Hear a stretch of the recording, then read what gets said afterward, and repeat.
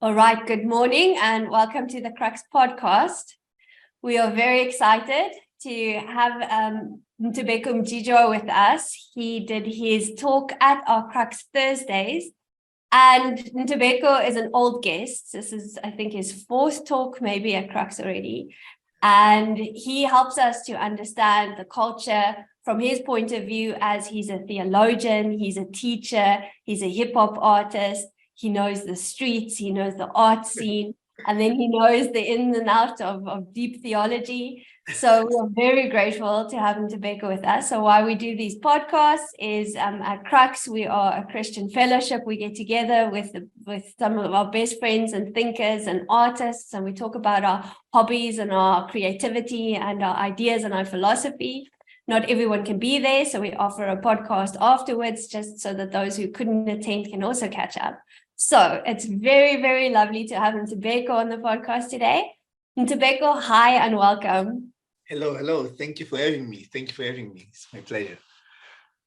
Ntobeko, I tried to introduce you not as eloquently as I did at the Thursday talk, but like I said, you're an artist, you're a teacher, you're a theologian, you're a hip hop artist, you are all over the page. Which of these is actually your main interest? Like, how did you even start your journey on choosing all of these different identities, and how did you arrive at the man that we know Ntobeko to be now? Yeah. So I would say I would have answered this differently, maybe 10 years ago. But since then, I would say the main one for me is being a teacher.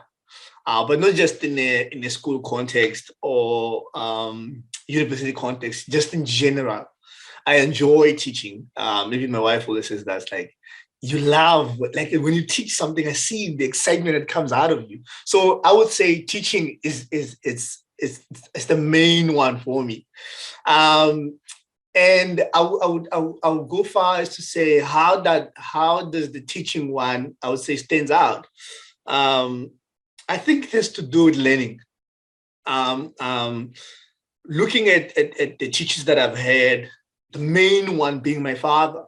My father was not a learned man. He finished his grade 12 in night school. He'll come back from work and he'll go to night school to finish his grade 12 while I was doing grade 5. And he would make sure that I've done my homework. And the one thing that he taught me that I kept over the years was drawing. He taught me how to draw. And he saw that I excelled in it and I enjoyed it. And he even took it further to send me to Nelson Mandela University to study fine art. And I enjoyed it and I loved it. And through that, I even find ways to teach, even through my art. And this is a stance that I took even in my undergrad, that as an artist, if I'm creating, I don't want to just create for the sake of creating. I want to create something that has meaning, something that teaches, something that brings about questions. And being in that environment and being a Christian as well, I was privileged to be in a church that really taught the Bible in such a way that was very interesting, that made me say, I want to learn Bible as well, but I want to learn theology as well. And I ended up going to a theological seminar to learn more about theology. And I realized that I love learning theology, not just for the sake of learning it, but taking it in and also breaking it down in the simplest term for a layperson or layman. So yeah. And then how did your journey with being a music producer and a hip hop artist, how did that start? So that came about I grew up listening to a lot of hip hop, and in hip hop culture, there's what you call ciphers. Ciphers where there will be an event where rappers will come and they will rap and they will battle each other. So I grew up attending those, and I used to love them and enjoy them. And being a Christian, that meant that my listening choice had to change from listening to secular rappers to listening to Christian rappers. And I love what the Christian rappers were doing. They were doing the teaching thing. They were taking dense theological themes and breaking them down to simplest term and teaching through them. And that's what hip hop is, or rap music is all about. It's all about teaching, it's all about educating, it's all about bringing attention to certain things in society. And this one time at the Cypher, there was a group that went on stage, a Rastafarian group that went on stage, and they did a song. In the song, they were saying that Jesus is not real, Jesus is not coming back, and Jesus is a white man's religion. And I felt like I wanted to respond to that because I felt like they were wrong, and people were loving the song, and the song was banging. So that's how I started recording my first song. And I remember the first song I recorded in 2009 was called Get Your Facts Right. And I looked at Rastafarianism as a whole, what it is, what it entails, what they believe. And in the song, I basically first addressed what they say, that Christ is not coming back from the Bible, that Christ is coming back. And I looked at different passages that points to that. And then I went to Rastafarianism, addressing it, what it is and what it's not, and what they believe in, and the flaws in that. That was the first song I recorded. And from there, I realized, man, okay, I can do this. And I want to do this more for other guys who are into hip hop or into rap music, who don't know the Christian worldview. I want to give them that. So that's how I started rapping and producing music in rap music or in hip hop.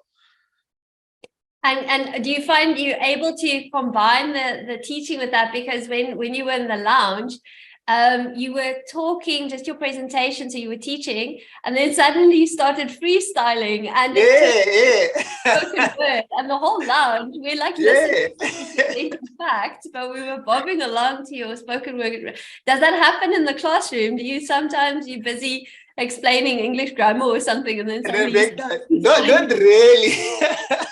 Not really. I would love to do that, but not really. But yeah, not really. But that would be cool to do. Maybe one of these days I'll do it. I don't know. But yeah.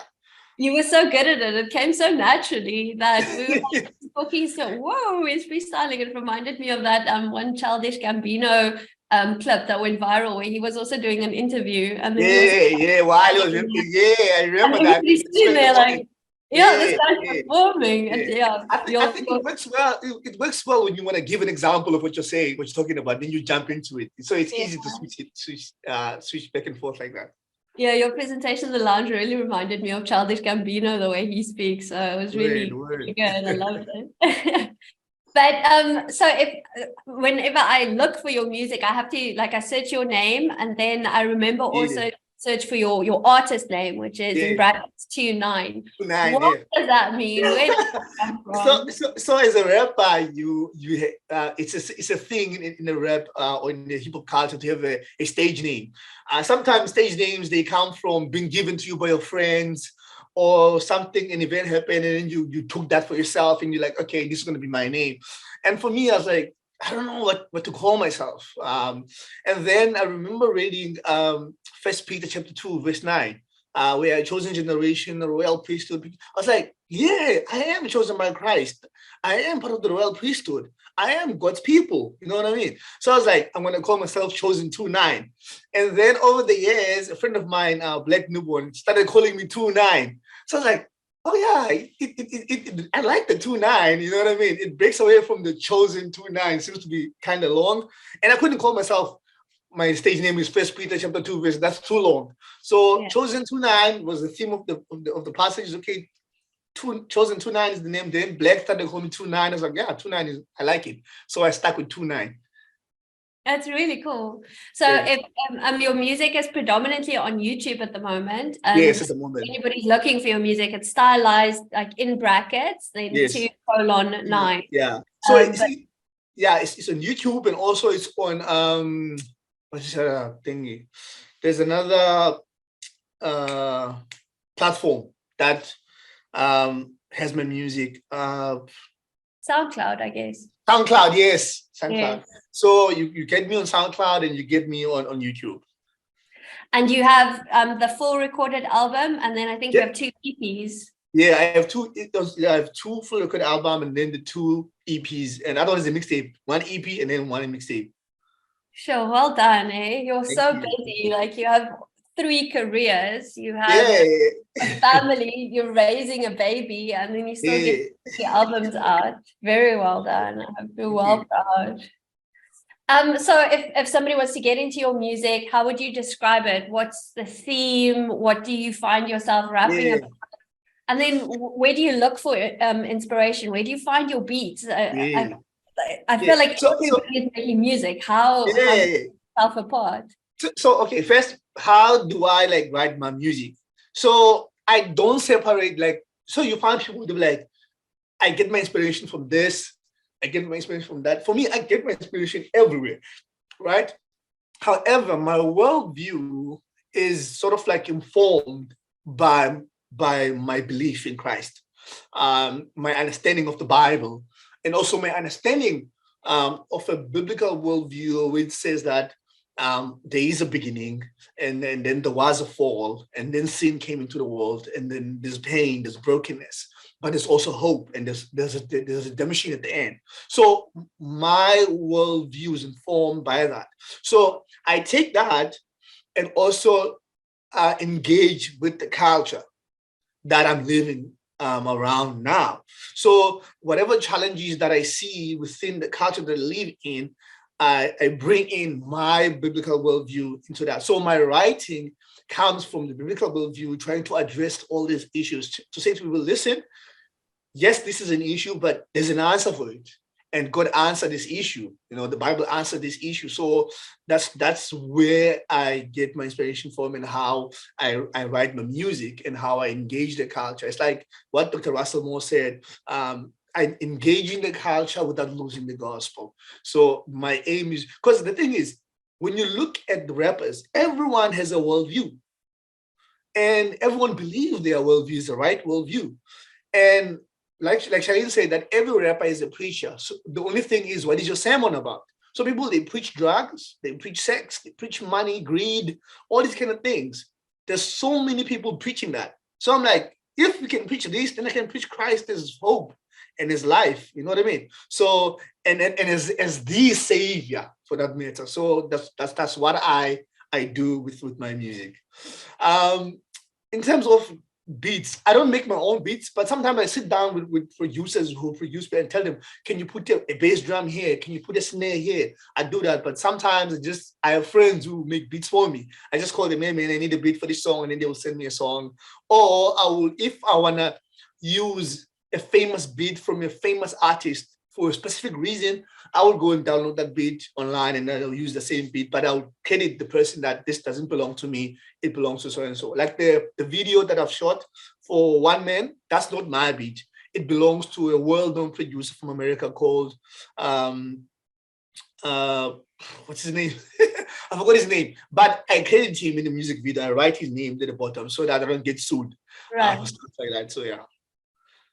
And then when you do sample, what kind of sample music are you drawn to? Is it more African American blues, or what kind of samples attract your attention? So blues, mostly blues and jazz a lot. I enjoy like jazz samples and blues samples, because they have this tendency of bringing emotion to your song. You know what I mean? Sometimes beat can be just like playing, but blues and jazz, they've kind of motion that can bring. If you want to do a sad song, or you want to do a mellow song, or you want to do a dramatic song, you can find those moods within blues and jazz. So I normally go gravitate towards sampling jazz or blues. Yeah, I really like that One Man, the sample that you use. Yeah. I actually wanted to go look at what was the original song of that, and then compare how you used it, because it fits the atmosphere of the song so well. Yeah. So I really like that song. Thank you. I super appreciate how you come to KRUX, you know, to try and you're almost an advocate for hip hop and hip hop culture, and trying to explain it to us. This is, I think, is maybe your third round of showing us the deeper meaning and bringing a greater appreciation. I've learned so much, even when you lay out, you know, the 5 foundations of it and how it works. That, you know, it's not just rapping, but there's a whole culture around it. But why do you see there's such a need for you to actually constantly, even in a community of free thinking artists like KRUX, you still have to come redeem hip hop with us? Why does it have such a bad reputation, and why is it so difficult even for KRUX culture, maybe to really understand the streets and appreciate what it means to be from the streets? Yeah, I think there's a lot of things that come into play for anything. It doesn't matter what it is. There's like, for example, I was listening to a friend's podcast yesterday. They're talking about submission in marriage, right? And they started off saying, but within the culture we live in, there's so much bad connotations when it comes to the word submission. When people say it's like a curse word of some sort in this day and age, when no one wants to hear about submission, it's like you're talking slavery, you're talking oppression, all kind of thing. But that's not what submission means in marriage. You know what I mean? I think there's certain things that happened that in the culture people saw happening, and it was all done in the name of submission. And it was wrong portrayal of what submission is. And I think that's what happened with hip hop as well. You had this beautiful thing that was a commentary to a culture that was positive, bringing issues that need to be dealt with in the culture. And then you have the big corporate companies were like, first of all, when it started in America, they wanted to get rid of the music, because now the music was not just within the bounds of the Black community, it was spreading to the white community as well. And white parents were like, we don't like this music. We don't like this. It's uneducated. It's rough. It's crude. We don't like this. We don't want this for our kids. But the kids were learning the music. And then they were like, okay, how do we take this music and make it our own? You know what I mean? How do we, and then big companies were like, okay, how can we advertise our stuff? Because this music was gaining popularity. And big companies like Timberlands, which is the boots company, those boots were only worn by people who were working in construction, but the rappers were wearing those boots as part of fashion. And Timberland marketing and sales went up. I remember the first rapper who rapped about Sprite was KRS-One. Sprite started selling in crazy numbers. So rap took things that were ordinary and made them cool, right? And made them appealing, and not just that, but made them lots of money. So companies were like, I think we can use this to make sales for our businesses. So it went on from cars to selling alcohol, and representatives were endorsing all these things, right? And then the rap altogether became about now how much money I've got, how many cars I've got, how many houses, look at my chains. So that thing of this is educational, this is helpful for the community, this brings about awareness, disappeared into this glorified, misogynistic, male ego, sexual pride,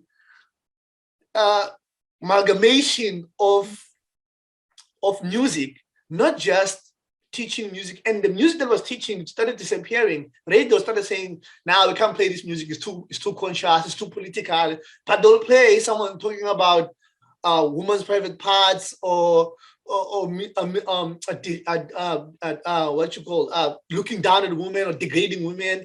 This became a thing. It was played on radio, it was supported by big record labels, and record labels now are signing artists for $1 million contract to come on their labels, and the rappers were being told, now rap about this, talk about this, talk more about this, don't talk about that doesn't sell. So that phase of the rap culture that's conscious, that's positive, that's making you think, was being driven away from the bigger platform of culture and society. And all you see now is half-naked women, alcohol, cars, blink. I remember in the early 90s, late 90s, the Roots did a song, Never Do What They Do. In the music video, they talk about all the stuff I talk about, and they like, you don't need all these half-naked women, these cars and these houses, and most of the stuff basically is rented out for you to use. It's not even yours. Why are we even downgrading people's mindset into this dumbness? And fast forward now, we have even dumbness, way down, worse dumbness that rappers are not even rapping now, they're mumbling. Just think about it. We're teaching kids how to speak so that they stop mumbling, they can speak properly. Adults are mumbling. That's just, for me, that's just disrespectful to not just to the culture, but to the listener. You are downgrading the listener's mind into nonsense into nothingness. So I think that clouds the whole thing of what the hip hop culture can be and what it is and what it can do. And just to add, Harvard has taken hip hop or rap music into a place whereby it's academia. They've even opened a fellowship for people to study hip hop culture and its pros, you know what I mean, and its importance. And they've invited rappers to come and speak at the university about what, even TED Talk has done that as well. So you find that there is good within the culture that's redeemable, that's useful. But the big corporate, the big machine, has more money to produce the watered down or the nonsense side of the culture. So people, when you say hip hop, when you say rap, all they think about is half naked women, vulgar, chains, alcohol, tattoos. That's all they think about. They don't know the other academic, scholarly side of it. So I think that's why wherever I'm at, I always advocate for hip hop culture and bring and point about the scholarly side of it and the academic side of it and cleverness of it. And I feel the reason I'm doing that is because there's so much of the negative side that clouds this positive side of it. And I mean, even the vulgarity, at least it had a sense of, you know, like a zest for life, like But I completely hear what you're saying with mumble rap now. If you look at these SoundCloud kids, I was only just starting to get interested in Lil Peep before he died, but they all called after whatever SSRI drug they're on. You know, it's Lil Xanax. Xanax, all this kind of stuff. And they're just mumbling this nihilism. And is mumble rap really big under in Black culture? Because I feel like it's mostly just these bored white American boys, like as a Lil Xanax or whatever. Mumble rap almost like a usurping of real rap. Or what's it's a subculture of its own. It's a subculture. But for me, I'll go with what it says. I can't call it hip hop. I can't call it rap. I'll call it subculture of what rap and hip hop is, because it's something completely different. You know what I mean? And you're right, it's big within the white rapper circle, but it's also seeping in now even more in the black rappers. You find the new black rappers who are coming up, they're into it. They don't want to think. They want to just say one-liners. They don't want to say a full paragraph. It's just sad, yeah. And what in the South African hip hop community, what do you hear the guys talking about? What are the themes that are especially in the South African context coming through? So I don't listen to a lot of the new South African rappers, right? But the guys that for me I listen to here in South Africa, they still on par. They still on point. Like for example, guys like Stogie T, To Me From The Volume. Like when you listen to me, especially the latest album is released now, you hear South African history in sound bites. You know what I mean? Because he was also born he was born in parents who were part of the struggle. His mom was one of the soldiers in the MK. So he grew around that. So he speaks a lot about coming from that, coming to the new South Africa, coming to South Africa now, and how the tables have turned, and how you find that the people who say that we're fighting for freedom, now they're just abusing the power that they have, you know. So you hear a lot of that coming from him, and you'll hear like there's other guys as well that I've listened to, like your Nestle C. For me, he's more of influenced by America.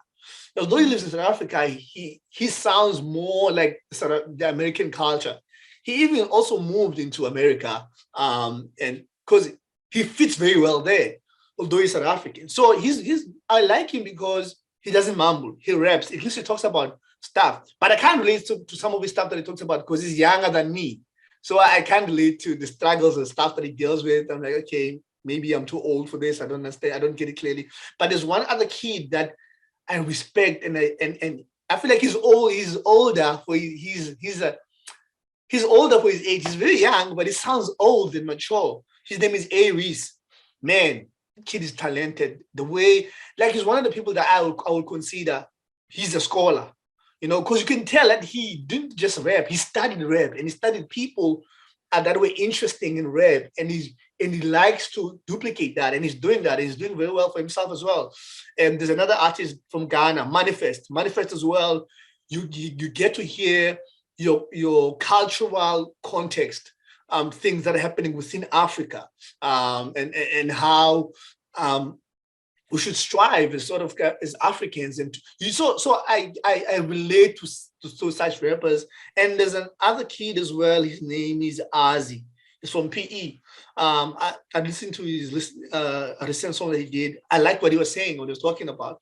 It wasn't something academic or big or strong, but it was something simple, yet it's something relatable. You get the story, you follow where he's going, and talking about friends, about family, about people around him, and just the city life. You know what I mean? So there's few that I've tried to listen and follow, that the really even the kids who are doing what so-called mumble rap or the new wave. Here in South Africa, they're doing much way better than the kids in America. At least they're not mumbling. You can hear what they're saying. You can hear what they're talking about. Although I may not relate because of age, but at least you can tell that, okay, they're doing something positive properly. And it's mostly themes of identity, themes of what does it mean to be African, what does it mean? Yeah, definitely. To not to maybe not have the systemic oppression, of historical artifacts of definitely. So that's still echoing through the history of the country is still very much themes of our local rappers. Yeah, definitely. I remember like back in the day, when I was still active in like rapping and performing. I remember I was in 2014, I was interviewed at Bush Radio. And one of the guys, presenter, said to me, "Oh, you're from Eastern Cape?" I'm like, "Yeah, I'm from Eastern Cape." Like, "What are you doing in Cape Town?" So I shared that, and it was like, "But you guys in the Eastern Cape, you are so serious. Like, I've never heard a rapper from Eastern Cape doing like a jiggy dance club song." I'm like, it is what it is. Eastern Cape is very politically like alive. You know what I mean? It's very intertwined with politics. If like all the rappers I know from the Eastern Cape at the time that I was so much active in the scene, it's either you hear about religion, or you hear about philosophy, or you hear about politics. You didn't hear anything else. You didn't hear anything that wasn't linked with these three things. While other rappers from other places were talking about partying and dancing and all kind of things. And I was like, it's because of the environment we're in. You know what I mean? You cannot escape it. You might do a one happy dance song then there, but your environment dictates how you sort of speak or deal with things. So that's why you'll find like rappers from the Eastern Cape, we don't play around. Like when you hear our songs, you're like, yeah, you hear stuff. It's fighting for survival. Yeah. So if I wanted to get into hip hop, if I've never listened to albums before, or I'm actually even thinking, you have a baby girl, Melokuhle, who you have to introduce to this world. Yep. Do you have a plan? Like, have you set up a map for Melokuhle that you wanted to listen to this album first, and then when she's got those foundations, then she should move on? Definitely. What if Melo and I wanted to get into hip hop? Where do we begin? What should we be listening to? Okay, so let me just dive into Melo quickly, and I'll come towards you. So things have been much easier, especially for me now. Shailene did an album for kids. It's a very, very simple album. The album does catechism, like who's God, who created, what is sin, all that stuff. So, and it's for kids. And then one song is just about the books of the Bible, right? You go through the books of the Bible, but you're rapping them. And then another song is about who is Jesus and how he does that. And then Timothy Brendos did this other album called Acoustic of the Bible. He does the alphabets using theological terms, but it's simple enough for the kids to understand. So those are the first albums for Melo that I want to go through. And already we have started with her now because she's well aware. She understands necessary rhymes. She sings along, and she's not even 2 yet, and she's already picking up this thing. So we're introducing her to that.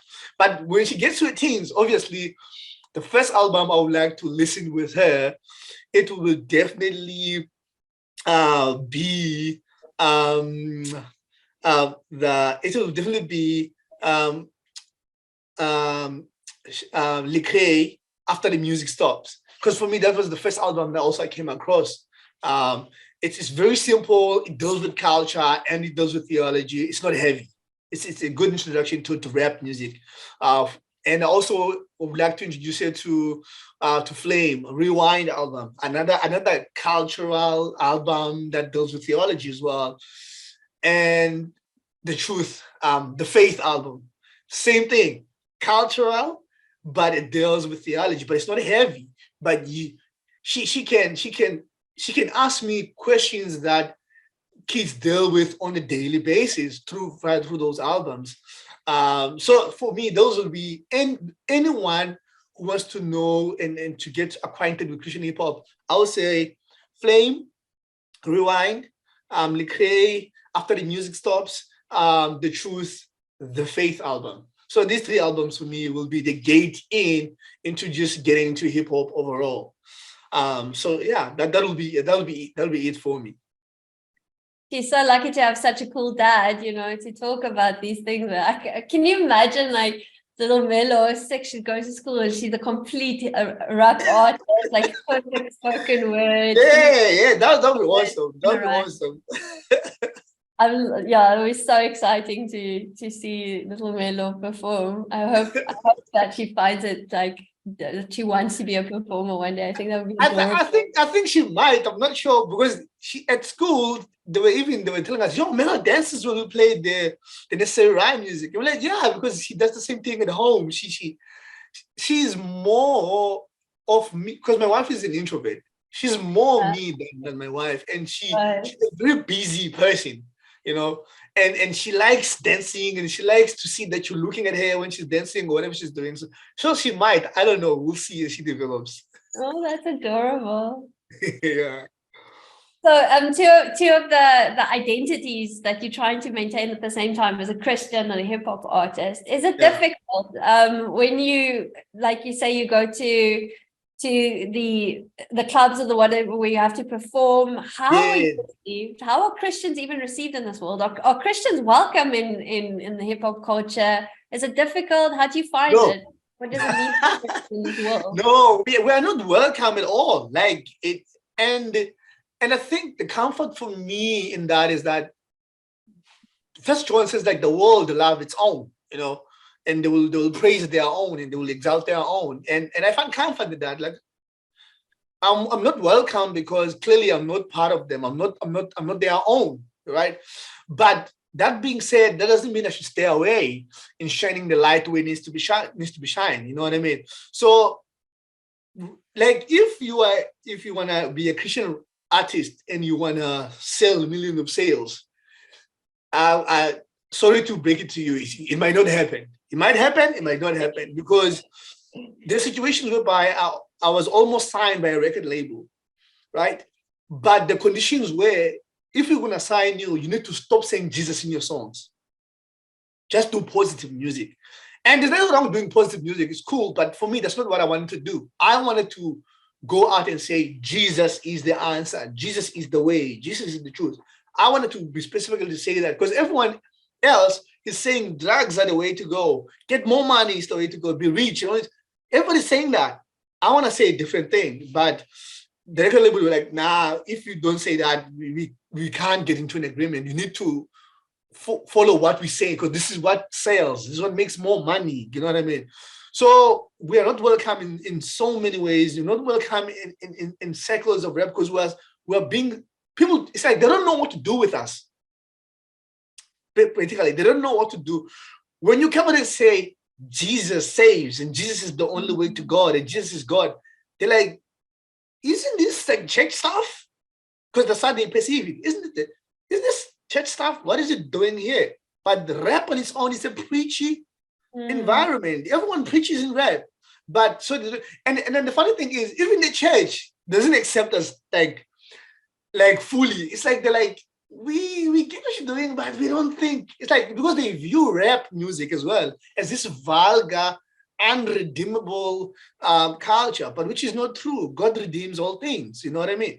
So even at church, we're not welcome. So we are just these artists or people just lingering in a sort of this weird space, trying to get in this both sort of venues. You want to go in this venue, I also want to go in this venue, but both these venues, they don't know what to do with us. They're not sure how to handle us. So they end up saying, it's fine, you can do it there, but don't do it here. So yeah.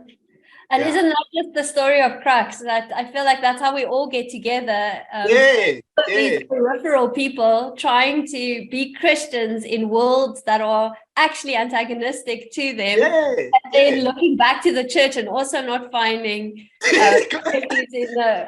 the church.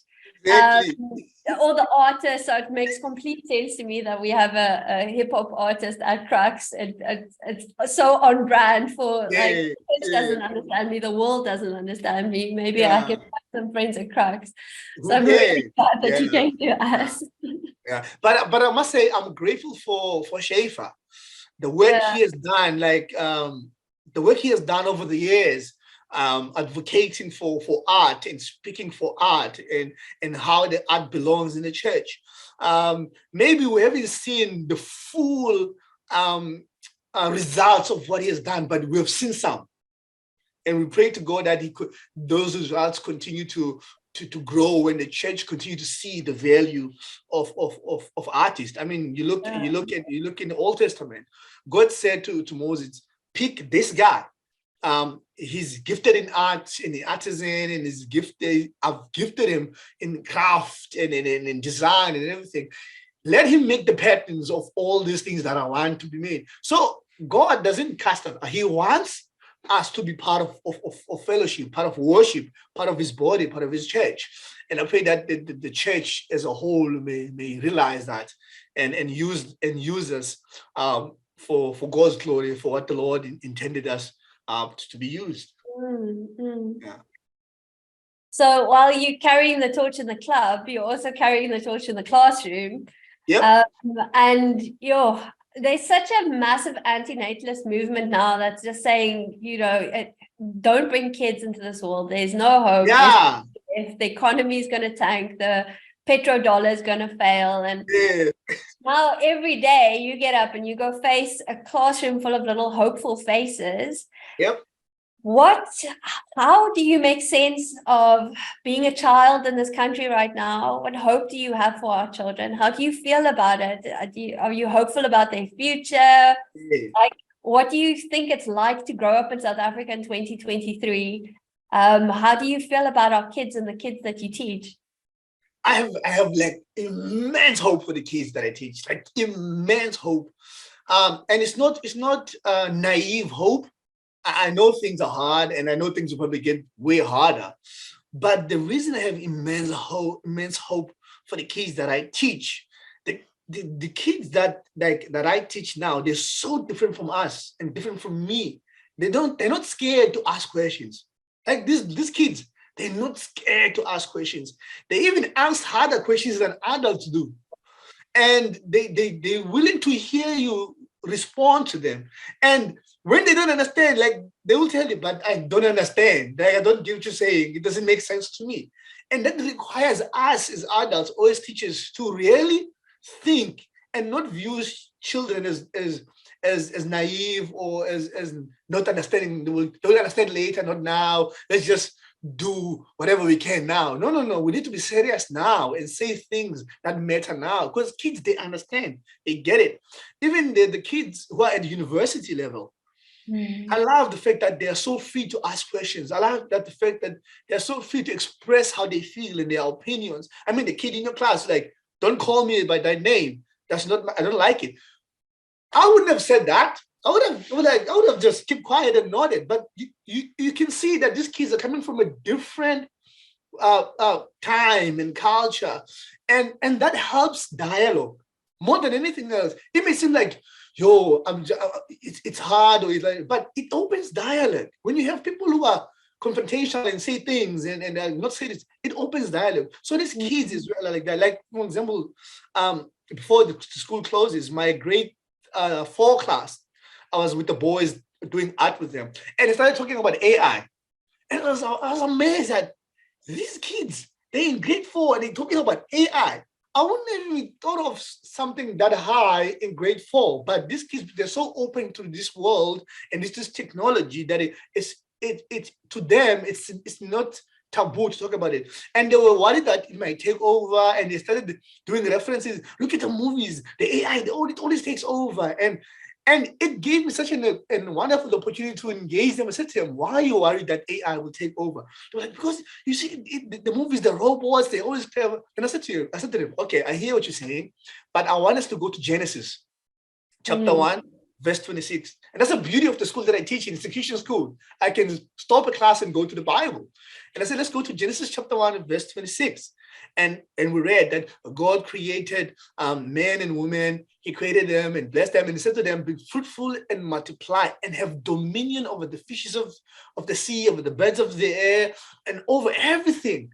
And I said to him, do you hear that word that says dominion there? They said, yes. And I said to them, do you see how it works out? They're like, no. I said to him, do you see how we have zoos? We do shark cage diving. We go to oceanarium places to see fishes in tanks and stuff. And I said to them, why is that?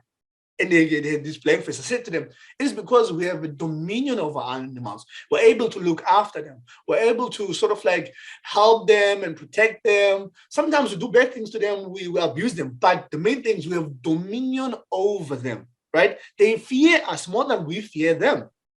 They said, yes. I said, okay, let's take it further. I said to them, all the stuff that you see, the computer you use, the phone that you use, the car that you drive, all that is designed and created by us human beings. You know why? Because we're at the pinnacle of creation. God has given us dominion to be able to create and replicate and control these things. So the same thing with AI. AI is created by a person, by a human being. Therefore, AI can never override and dominate a human being, because human beings, they are the pinnacle of creation and have dominion to dominate all these things. And I said to them, can AI be abused and used in the wrong way? I said, yes, of course, because of sin, because of brokenness. And they left my class saying that we have dominion over AI. And I was like, yes. So that's why I'm saying I have hope for these kids, because of such things. So those things may look dim or hard, or prices going up, things are happening, but there's so much hope for these kids, because we have this vast knowledge, and we have God's word, and we have teachers who are willing to go the extra mile and push these kids to think and to be independent of this crowd or mob mentality. And these kids, like I said, on their own, they ask questions that are shocking sometimes, but you can tell that these kids are thinking. So. And if there was a little grade 4 Ntobeko in your classroom, what did you need when you were in grade 4? What did you need teacher Ntobeko to tell you if you could teach yourself just for a day? What did you need back then? Not to be scared to ask. I was always like throughout my university until my final year undergrad. That's when I started to ask questions and start to become a problem in my class. It was also because of at that time I was beginning to grasp the biblical worldview and understanding. And but from my first year to second year, I didn't ask questions. I was scared. And I was new to this environment whereby I'm in the midst of like a lot of white people in class, and there's only few us black kids in class. So it was like a culture shock. You get what I'm saying? And I'm like, yo, I don't want to ask questions here. I don't want to come across as stupid. But I was struggling. I was suffering, and I'm thankful to God for what you call these writing faculties that they help you with writing essays and stuff. Yeah. Writing center. I'm grateful for writing centers at university, because that helped me. I didn't ask in class, but they helped me to think through my assignments and try to understand. But I was scared to ask. I would say to a grateful me, don't be scared to ask. You know what I mean? There's no wrong question, or they're not gonna kill you. They're not gonna bite your head off. They might actually help you if you ask. So that's what I will tell my grateful me. Don't be scared to ask questions. So. Ntobeko, thank you so much for your time. Do you have anything to plug? Can you tell me a bit about that painting behind you? I'd love to learn more about your art. So this was a series that I started working on in 2020. The violence of language.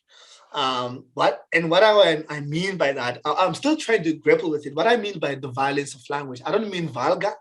I don't mean being rude or coarse. No, I don't mean that. What I mean about the violence of language, I mean a simple word can be used to mean something, and that thing can be violent. And that's what I mean. The use of language, how you use language can be violent. Like, for example, I look at Daily Sun.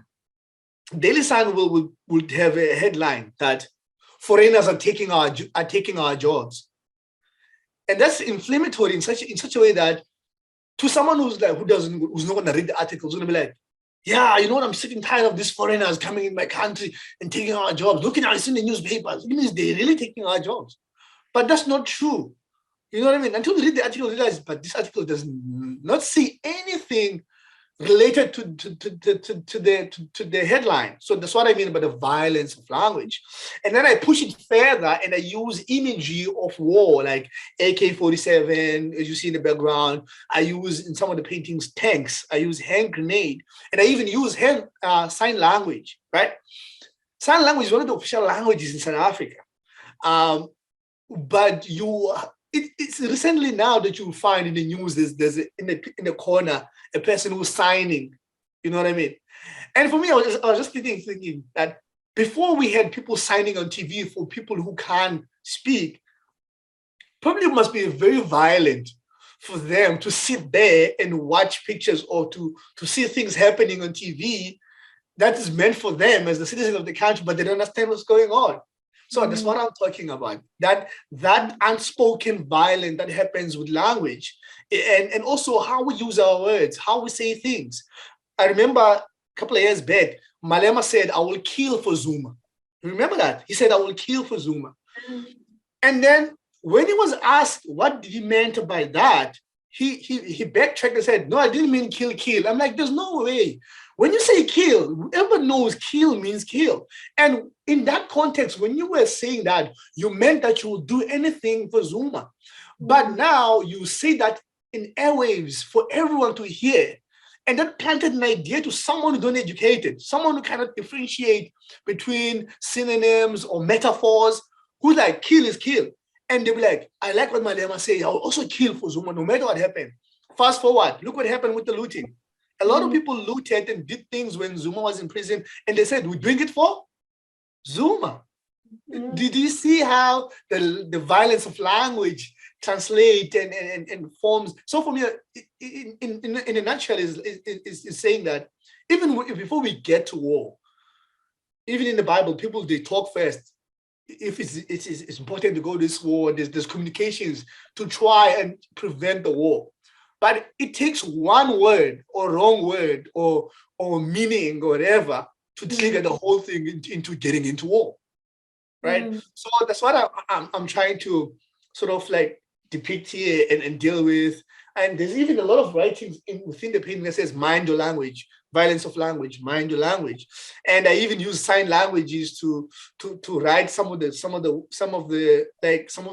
things, of the words. Just to show that a gesture of this is peace, right? It says a lot, but it's just a gesture, and there's peace that comes with it. Everyone knows when you do this, you're saying peace. You know what I mean? So I was just trying to look at that and see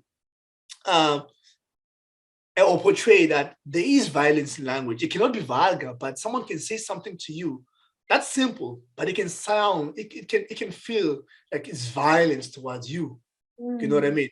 By the way it was said or how it was interpreted. I was trying to ride on that there is a violence in language. So yeah.